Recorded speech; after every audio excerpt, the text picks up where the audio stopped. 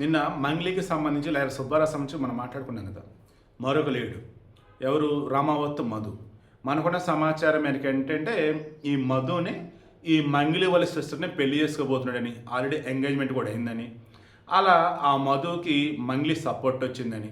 Ganesh gold తాకట్టులో ఉన్న బంగారాన్ని విడిపించి కొనబడును. సంప్రదించండి 9966651144. ఏ రకంగా అతను మైక్రో ఫైనాన్స్ అంటూ ఎవరి దగ్గర డబ్బులు తీసుకొని వేరే చోట పెట్టుబడులు అంటూ ఈ గోకుల్దన్ ఇన్ఫ్రాస్ట్రక్చర్ లిమిటెడ్ అంటూ ఏదైతే చేస్తున్నారో దానికి సంబంధించి అన్నప్పుడు మంగ్లీనే మాతో ఉంది అని చెబితే ఈమె కూడా ఒప్పుకోవటం, ఈమె కూడా దానికి ఇండైరెక్ట్గా పబ్లిసిటీ చేయటం, దాని ద్వారానే మిగతా వాళ్ళు కూడా ఇన్వెస్ట్ చేయటం. ఇవి మాట్లాడితే నేను బంజారా బెడ్ని ఆడబిడ్డని నన్ను ఇబ్బందులు పాలు చేయదు, నా పేరు వాడదు, నా ఫోటో పెంచుతూ అంటుంది కదా. ఈ కేసులో పాపం ఎవరైతే బాధితులుగా ఉన్నారో అత్యధికులు పాపం బంజారా బిడ్డలేనట. అరే మన మంగ్లీ ఉంది, అరే మనోళ్ళేరా, వాళ్ళు ఎదిగారు, మనల్ని కూడా ఎదగడానికి డబ్బులు ఇమ్మంటున్నారని చెప్పేసి అప్పు సప్పు చేసి తాకట్టు పెట్టి ఇలా డబ్బులు ఇచ్చినట్టు. వాళ్ళంతా బాధితులు కాదా, వాళ్ళంతా బంజారాల కాదా? మంగ్లీ గారు మీరు కష్టపడి ఎదిగినట్టే వాళ్ళు కూడా మీలాగా ఎదగాలనుకున్నారు, సింగరా కాదు డబ్బులు ఇన్వెస్ట్ చేసి. నిన్న మీరే చెప్పారు కదా, నేను బాధితురాలని, కాకపోతే నాకు పేరు పోయింది, వాళ్ళు బాధితులదే కాకపోతే వాళ్ళ డబ్బు పోయిందని. నేను వీడియో క్లియర్ కదా అన్నా. అంటే మంగ్లీ ఒప్పేసుకుంది, ఎస్ నేను ప్రమోషన్ చేశాను, ఎస్ నేను పబ్లిసిటీ చేశాను, దాంతో నా పేరు పోయింది, ఎందుకంటే వాళ్ళు మోసం చేశారు కాబట్టి, వాళ్ళకి డబ్బు పోయింది ఎందుకంటే ఇన్వెస్ట్ చేశారు కాబట్టి. ఇక ఇప్పుడు నేను చెప్పబోతుంది, లాయర్ సుబ్బారావు ఆయన ఫ్రెండ్ హేమకాంత్ రెడ్డి వాళ్ళు బయటే ఉన్నారు. ఈ కేసులో ఇప్పటివరకు అరెస్ట్ అయిన వాళ్ళలో వచ్చేసిన ఎక్యూజ్డ్ అనేది చూసుకుంటూ ఉన్న మంగ్లీ పేరు A5గా, మంగ్లీ తమ్ముడు శివ A4గా, ఇక ముందన్నప్పుడు A1గా మధు, A2గా బాలాజీ, A3గా వచ్చేసి భరత్, వీళ్ళు ఉంటూ ఉన్నారు. సీమ్స్ టు నిన్ను కూడా మొత్తం ఒకే కమ్యూనిటీలో ఉన్నారు వీళ్ళంతా కూడా. ఎక్కువగా డబ్బులు కట్టడం వీళ్ళ కమ్యూనిటీలో అండి పాపం. సో ఇప్పుడు విషయం ఏంటి మరి ఇక్కడ?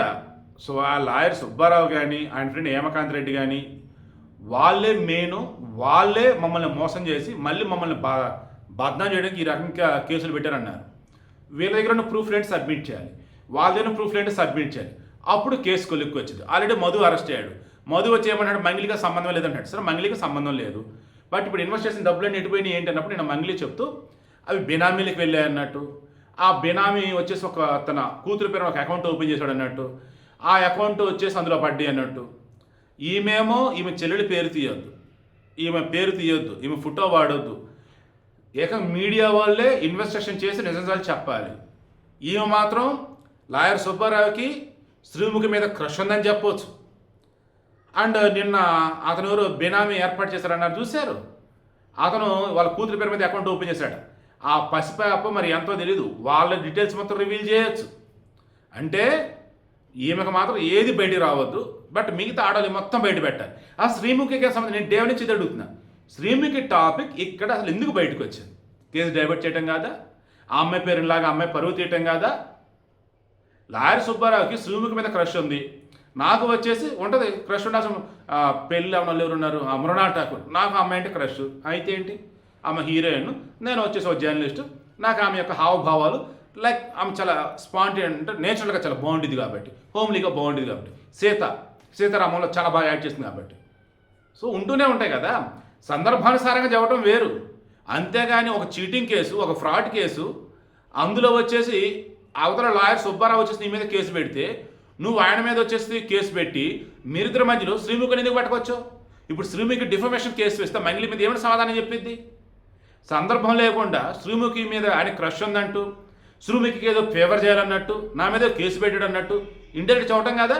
అండ్ ఆయన బిగ్ బాస్లోకి వెళ్ళాలి, ఫేమస్ అవ్వటం కోసం ఇట్లా చేస్తున్నాడు అన్నట్టు. ఏంటి అసలు అది? మళ్ళీ తర్వాత ఇప్పుడు ఏమంటుంది, నా పేరు పోయింది అంటే అర్థం ఏంటి? ఇండైరెక్ట్ సపోర్ట్ చేసినాడు కదా, ఆ స్కీమో ఈమె ఇన్వాల్వ్ అయినట్టే కదా. ఇప్పుడు వచ్చేసి ఆ మధు అరెస్ట్ అయినాడు. అరెస్ట్ అవడానికి ముందు మంగ్లీకి ఏ సంబంధం లేదు, మొత్తం హేమకాంత్ రెడ్డి వెనకాల నడిపించాడు, డబ్బు మొత్తం తీసుకున్నాడు అని అంటున్నాడు. సో వీడికి మెయిన్ ఇంట్రెస్ట్ ఒకటండి, నువ్వు ఆడపిల్ల అని చెప్పేసి అవకాశం చెప్పుకుంటున్నప్పుడు శ్రీముఖి ఆడపిల్ల కదా. అసలు ఎందులో ఆ మధునో మీరు ఎవరో ఉన్నారు, మీరంతా బంధువులో ఎలానో ఒకళ్ళు తెలిసిన వాళ్ళు. అటువంటి మూమెంట్లో మీరు ఏదైనా మాట్లాడుకున్నా, కబుర్లు చెప్పినా ఓకే. సుబ్బారావు నీకు ఎంత క్లోజ్ అయినా, సుబ్బారావుకి ఎవరి మీద కష్టం ఉందో నీకు చెప్పినా, ఇప్పుడు సమయ సందర్భం లేకుండా బయట పెడతాం వల్ల అవతల వాళ్ళ పేరు డ్యామేజ్ అవటం కదా, శ్రీముఖి పేరు డ్యామేజ్ అవటం కదా. శ్రీముఖి చూస్తుంటే వదిలేసినట్టు ఉంది. శ్రీముఖి కనుక నిజంగా ఆమెకి ఏమాత్రం గాన దీన్ని వదలొద్దు అనుకుంటే, కేసు కనుక వేస్తే, డిఫమేషన్ కేసు వేస్తే మంగ్లీ ఏమైనా సమాధానం చెప్పిద్ది? నేను ఫ్లోలో తెలియక చెప్పాను, లేదు సుబ్బారావు గురించి చెప్పాలి కాబట్టి, సుబ్బారావు నాతో గతం క్లోజ్గా ఉన్నాడు కాబట్టి, సుబ్బారావు నాకు చెప్పిన రహస్యం ఇది కూడా ఉంటుంది కాబట్టి నేను చెప్పాను అని అలా చెప్పిద్దా? సో ఇవి ఇక్కడ వీడి యొక్క మెయిన్ ఇంటెన్షన్. క్లియర్గా మంగి సైడ్ మిస్టేక్స్ కనిపిస్తున్నాయి. అవి మిస్టేక్స్ కాదు, కావాలని వేసిన రాంగ్ స్టెప్స్ అని పోలీసులకు ప్రూవ్ చేస్తే కష్టమే. జరిమానా విధించిందా కోర్టు, జడ్జి తర్వాత చూద్దాం.